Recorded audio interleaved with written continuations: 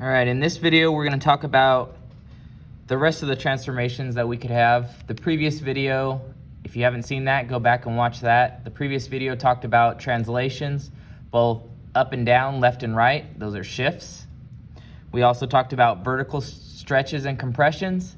So this video will cover horizontal stretches and compressions along with reflections. All right, so horizontal stretches and compressions are a change to your x values. Okay, so this is the form that we normally see it in. We say g of x is equal to f of 1 over b x, where b is the parameter that's causing the horizontal stretch or compression. So I'll let you read this up here. I'm not going to read that to you. Let's just jump right into example 1. So example 1 says let b equal 2, so that g of x is equal to f of 1/2 x. Now, if you just jumped right into this, you might think, okay, that just says take all my x values and multiply them by 1/2. Okay, but remember, when the parameter is with the x value, it's the opposite of what you think should happen. Still, multiplying by 1/2 is the same thing as saying divide by 2. So we don't divide by 2, we actually multiply our x's by 2. All right? So we take these inputs and multiply them by 2 to get the input for g. Now, nothing happens to y because there's nothing happening on the outside of the parentheses. Those would be changes to y. So our outputs for g are going to be the same values that we had for f. Okay, so the input for g, we'd have 1/2 times 2, or -1 times 2, excuse me, which is -2. 1 times 2, which is 2. 3 times 2, which is 6. 5 times 2, which is 10. All right, so the ordered pairs for g would be -2, -2, 2, 2, 6, -2, and 10, 2. All right, so if we plot these on the graph here, we would have -2, -2, there, 2, 2, there, 6, -2, there, and 10, 2.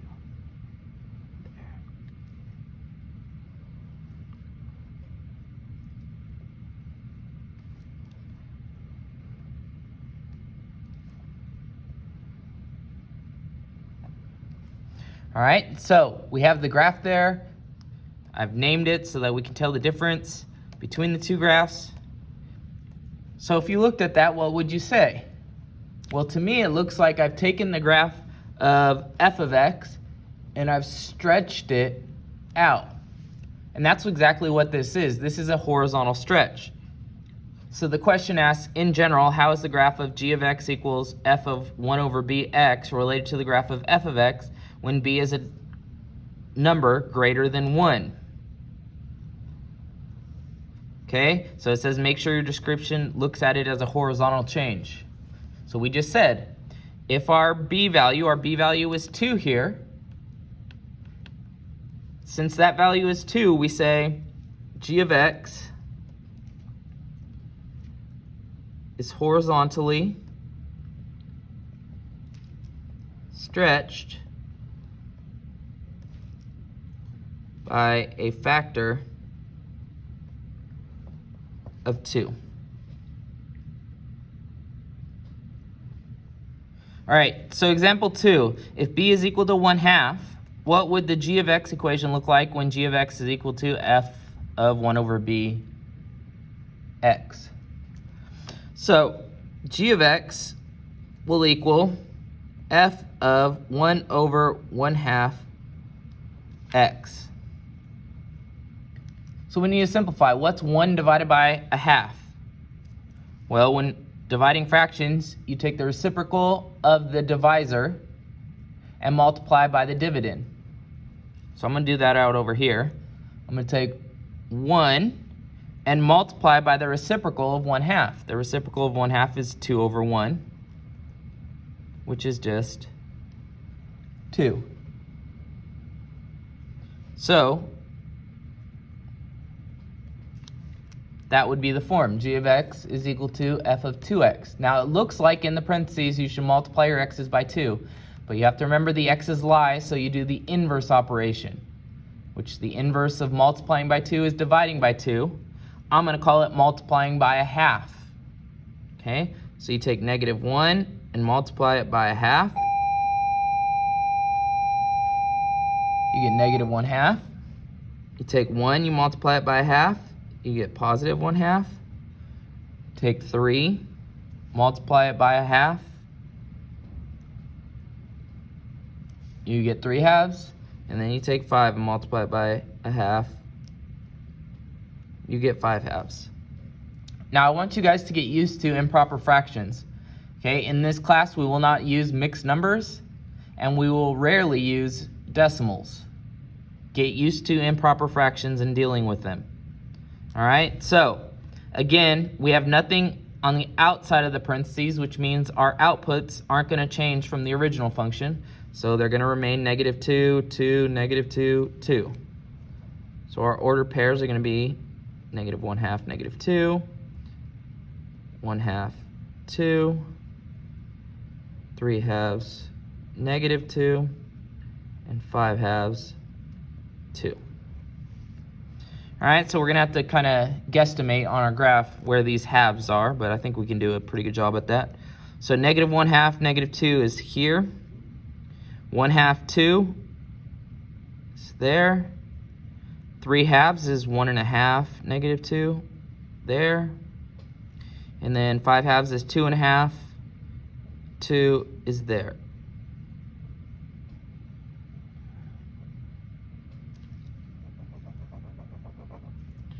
Didn't do a great job connecting the dots there.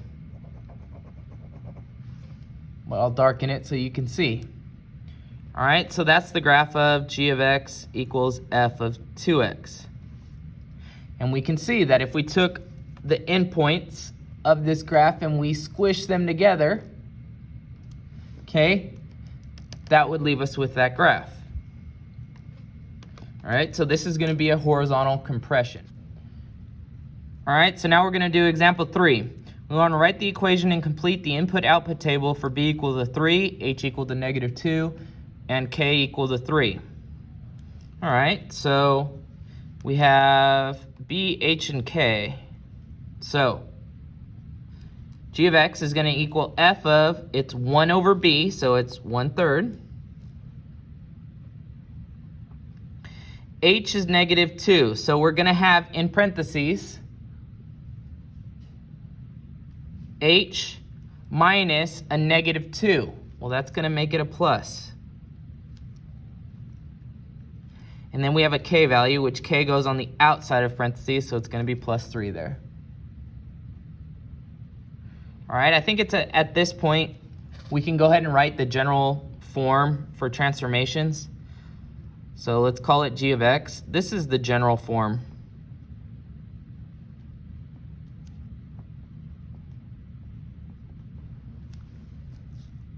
Okay, and that's what I'm plugging into to get this. All right, so let's go through what would happen here. So we have two things inside the parentheses, so that's going to change our x's.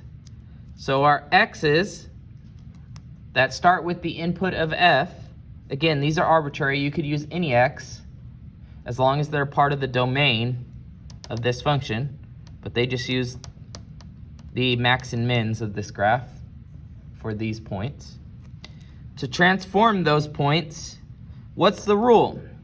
Well, it looks like we should divide by 3, which we do the opposite, so it's inside the parentheses, so we multiply our x's by 3, and then it looks like we should add 2, but again, we do the opposite, which is subtract 2.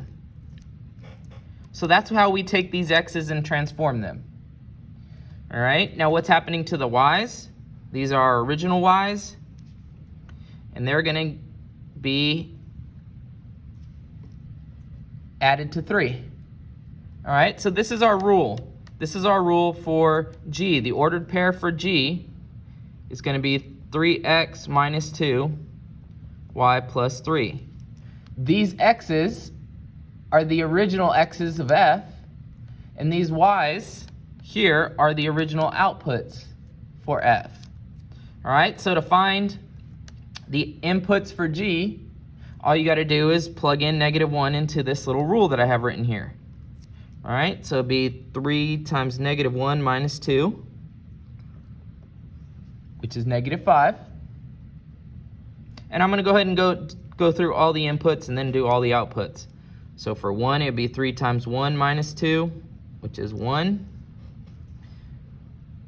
For 3, it'd be 3 times 3 minus 2, which is 7. Then the last one, 3 times 5 minus 2, which is 13. All right, then my y's are easy. Just add 3. So this would be 1. 2 plus 3 is 5.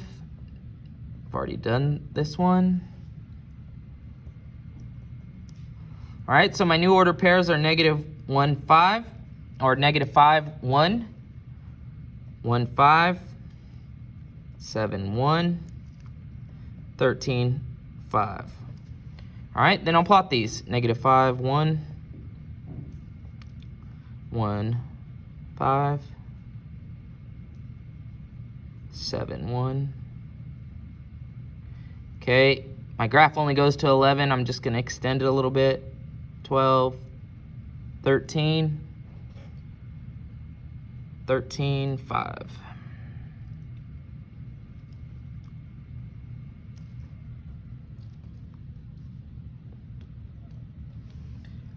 Okay, so there's my graph. So I can tell it's been horizontally stretched.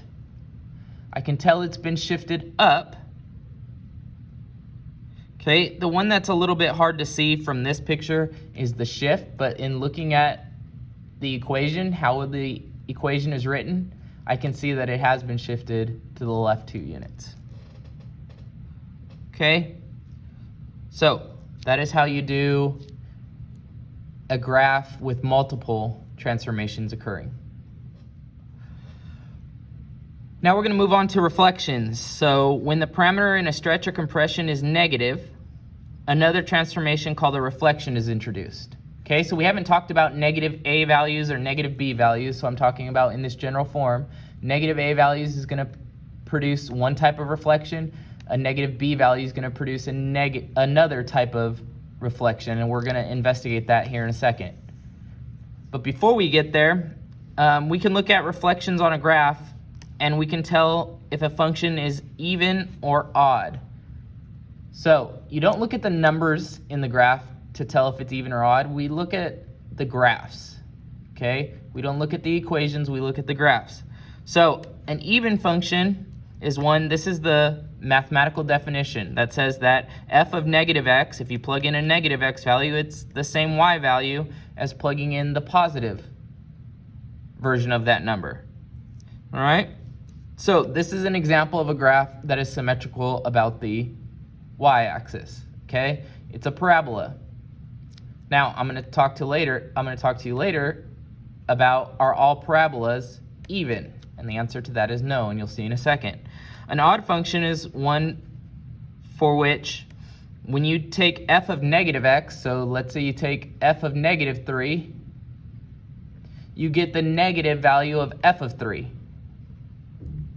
Okay, so how do we see that on a graph? Well, we call this origin symmetry, which is it's two reflections. Okay, if we look at this point and take this piece of the graph and reflect it over the y-axis, and then over the x-axis, and then over the y-axis, you see that these two parts of the graph would be lying right on top of each other. So this is what origin symmetry looks like, and we call these types of functions odd functions. All right, now not every function is even nor odd. So consider this graph. This graph does not have symmetry about the y-axis. Therefore, this would be neither even nor odd. Okay, same thing for this graph. It's the same shape as this one, but it's not symmetric about the origin. Therefore, it is not even or odd. So we're going to look at a graph g of x, which is equal to a times f of x, or a is -1. So we're going to look at what that does to the graph. All right, so we're going to complete this input-output table, and this row or this column is going to be the points for g of x, the y values of g. All right, so notice an a value is outside the parentheses. It's not going to change our x's, so we're just going to stay with these x's, but our y's are going to change. And how are our y's going to change? They're going to be multiplied by -1. When the parameter is outside the parentheses, you don't do the opposite, the whole x's lie thing. Okay, if it's outside the parentheses, you do whatever it says. This looks like you should take a and multiply f of x, which are the y values from f of x, and that's exactly what we're going to do. So we're going to take -1 and multiply -2. -1 is the parameter that we're dealing with. -2 is the original y value from f of x. So we get 2 there. Then I'm going to complete the table doing the exact same thing.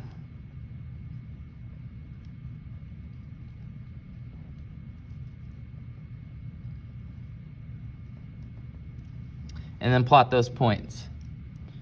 So -1 would go to 2, 1, -2, 3, 2, 5, -2.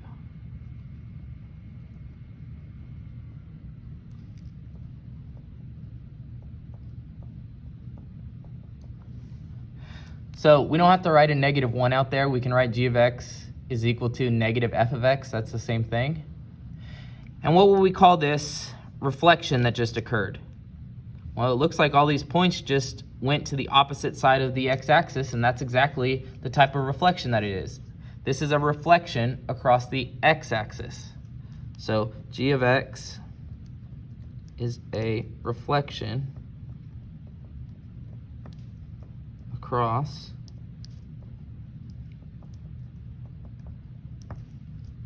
the x-axis.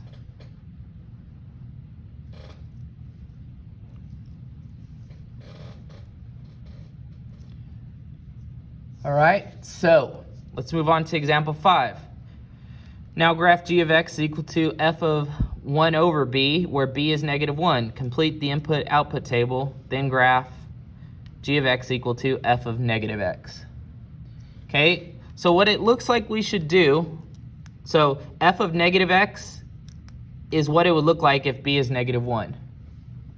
All right, so since b is -1, it looks like we should multiply by -1. The inverse of that would be dividing by -1.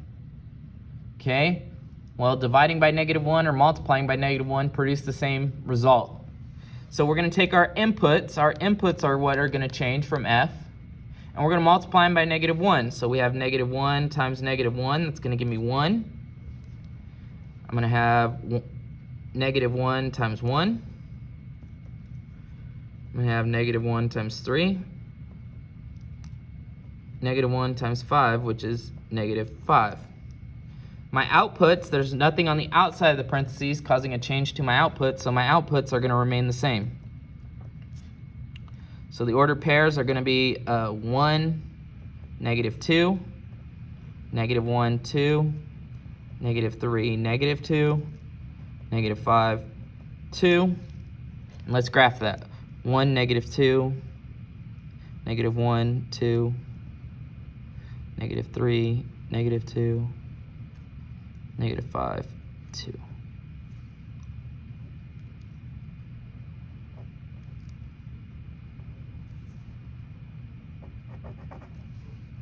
And there's our graph.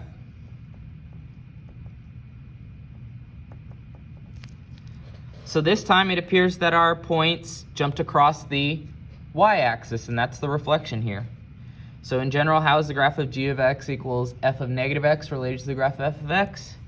G of x is reflected across the y-axis.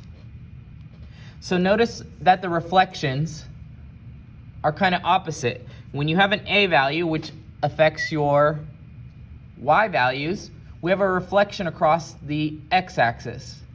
When we have a negative b value, we reflect, which is a change in your x values, we have a reflection across the y-axis. So the way I remember that, so I don't get confused on all the opposite things are going, when you reflect over the x-axis, if you take your hand and reflect it over the x-axis, what type of movement is your hand making to go from here to here?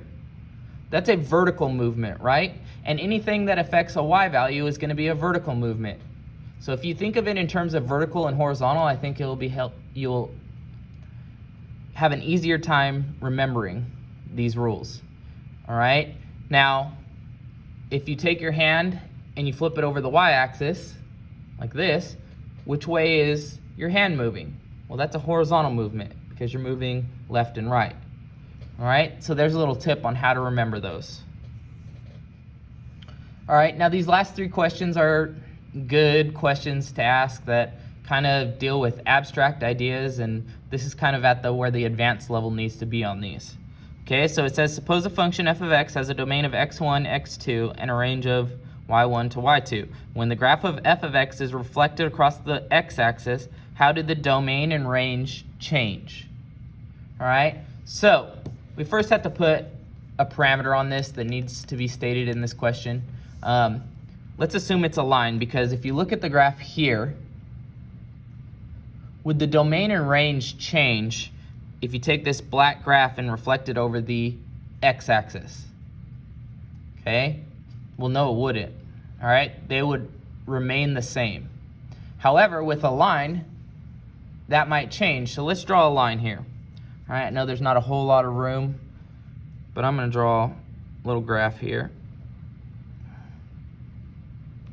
Let's call this first point x1, y1.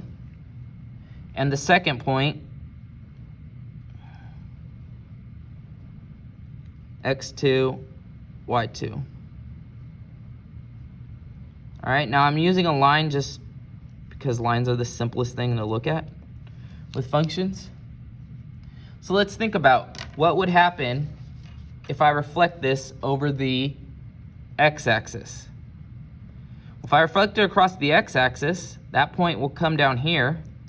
The x values won't change. The x value remains x2, but the y value now becomes whatever that y value is, but negative. So I call that negative y2.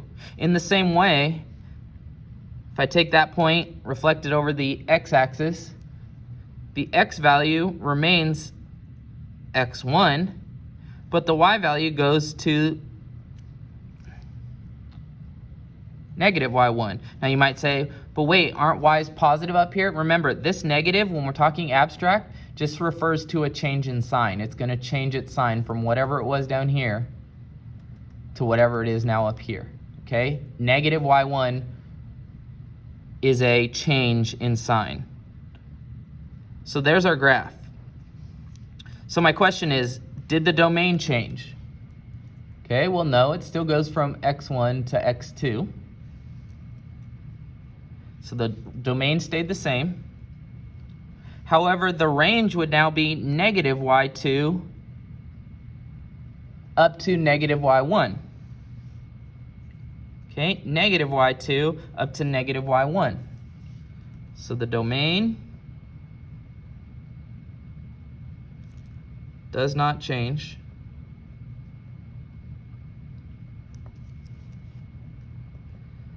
The range is negative y2 to negative y1. So how do we interpret that without creating the graph? Well, if you think about it, if you take two y values and reflect them over the x-axis, their signs are going to change. And the number that used to be the highest number is now going to be the lowest number. And the number that was the lowest is now going to be the highest. And that's what we see in this graph. All right, next question. For a function f of x, suppose the graph of f of negative x, the reflection of the graph of f of x across the y-axis, is identical to the graph of f of x. What does this tell you about f of x? Okay, so let's think about this again. So let's take a function that when you reflect it across the y-axis, it's the exact same as the graph you started with. Let's take a parabola. If the parabola is symmetric across the y-axis, that means that when you take the reflection, its reflection, f of negative x, it's going to lie right on top of here, because this side is going to go over here, and this side is going to now lay over here. So it's the same function. So if this happens, we say f of x is even. That's the definition of what an even function is. All right, if you look back on the previous page when we defined even and odd functions, that's literally the definition. All right, so last question. Is the function whose graph you reflected across the axes in example 4 and 5 an even function, an odd function, or neither? Explain. So it's talking about this graph that we started with, that we've been looking at in these past two videos. So this black graph right here. Is this symmetric across the y-axis? Well, no. We reflected across the y-axis and we have two different graphs. So it's not a reflection across the y-axis. Okay, is it a reflection across the x and y-axis, over both of them? So if I took the reflection over the y-axis here, if I reflected it over the x-axis, if I reflected this blue graph over the x-axis, if it were odd, it would create the graph that we started with. And we can see, no, if we reflect this graph over the x-axis, it's not going to be the same as this black graph. So what does that tell us? It tells us that this black function that we called f of x is neither even nor odd. So f of x is neither even or odd, since it does not have symmetry across the y-axis or about the origin.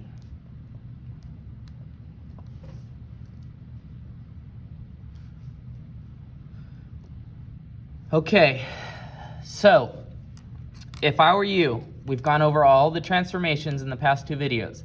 If I were you, I'd get a piece of paper, okay?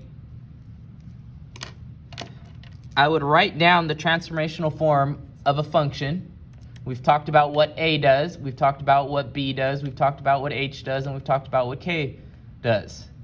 Okay, I would write down everything I know about a. So for example, if a is greater than 1, what does that do?